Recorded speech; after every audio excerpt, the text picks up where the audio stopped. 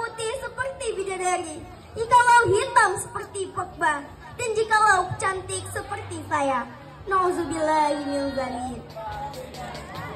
Dan tak pernah lupa kita hadiahkan sang padang pasir yang berdandan tanpa menggunakan pasir dan minum kopi tanpa menggunakan gula pasir. Beliau biksu bukan dari Cina, beliau Leonard bukan dari Amerika, beliau bukan Syahrukan, Aca-Aca Nehi-Nehi dari India, tapi beliau adalah Habibullah, putra Abdullah, buah hati Siti Aminah, yang lahir di kota Mekah pada tahun gajah. Beliau adalah Nabi besar Muhammad Sallallahu Alaihi Wasallam. Bapak Ibu rahimakumullah, Islam adalah agama fitrah.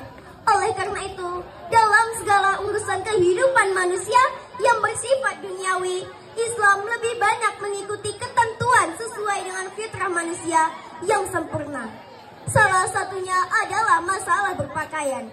Islam tidak pernah menentukan ataupun memaksakan suatu jenis pakaian yang dikenakan oleh suatu bangsa atau kelompok masyarakat tertentu. Bahkan Islam mengakui adanya bentuk pakaian dan arah hidup manusia. Islam telah menetapkan batas-batas menutup aurat bagi kaum laki-laki dan perempuan. Bagi kaum laki-laki, Islam mewajibkan untuk menutup auratnya dengan pakaian yang sopan, terutama dari pusar hingga lutut. Sedangkan bagi wanita, Islam mewajibkan untuk menutup seluruh anggota badannya, kecuali wajah dan telapak tangan.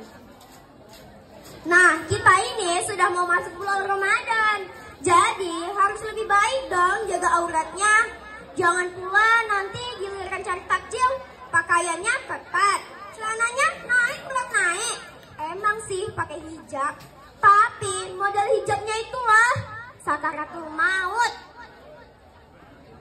Pasti nanti ada yang ngomong, itu baru spek bidadari, itu baru spek bidadari. Modal pamer paha sama dada, kok dibilang spek bidadari sih? Itu bidadari atau ayam McD.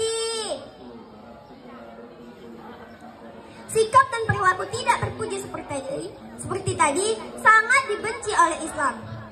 Dan jika dilihat dari banyaknya kasus pelecehan akhlak, kemesuman, dan perzinahan, salah satu sebabnya adalah karena kebebasan wanita dalam memakai pakaian yang tidak sopan. Allah Subhanahu wa Ta'ala berfirman, yang artinya, hai Nabi, katakanlah kepada istri-istrimu, anak-anak perempuanmu, dan istri-istri orang mukmin, hendaklah mereka mengulurkan jilbab mereka, supaya mereka mudah dikenal dan tidak diganggu. Quran Surah Al-Ahzab ayat 59. Nah, kita juga diwajibkan untuk berpuasa di bulan Ramadan.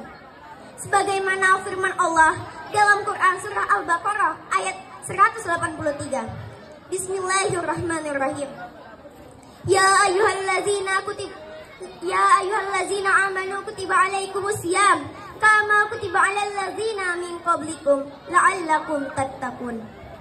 Yang artinya, diwajibkan atas kamu berpuasa sebagaimana diwajibkan atas orang-orang sebelum kamu agar kamu bertakwa.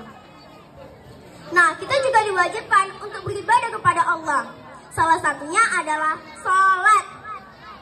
Ini ada yang nggak tahu ilmu sholat, nggak tahu cara sholat, bahkan banyak juga yang asal-asalan dalam sholatnya. Nah, jika kita tidak tahu ilmu sholat, itu bahaya. Contoh, jika kita tidak tahu ilmu sholat pada saat mengucap salam, seharusnya yang pertama menoleh ke kanan, kita malah menoleh ke kiri.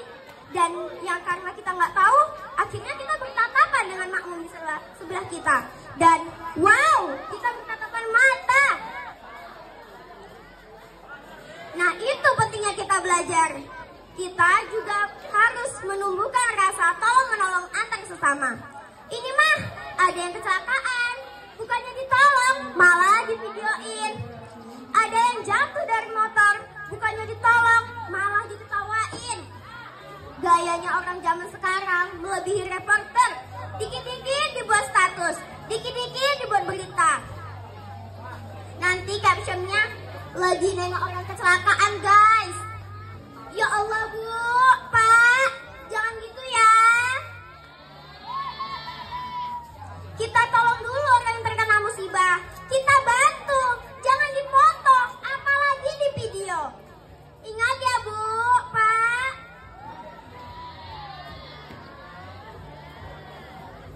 Mungkin hanya ini yang dapat saya sampaikan. Saya pamit undur diri, karena kalau saya maju dia tidak peka. Terima kasih.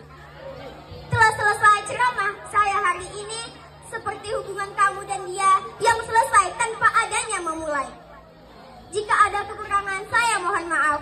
Dan jika ada kelebihan, tidak usah dikembalikan, karena saya orang yang ikhlas. Saya akhiri dengan salam, bukan dengan perasaan. Saya akhiri, wabillahi taufiq wal hidayah. Summa salam.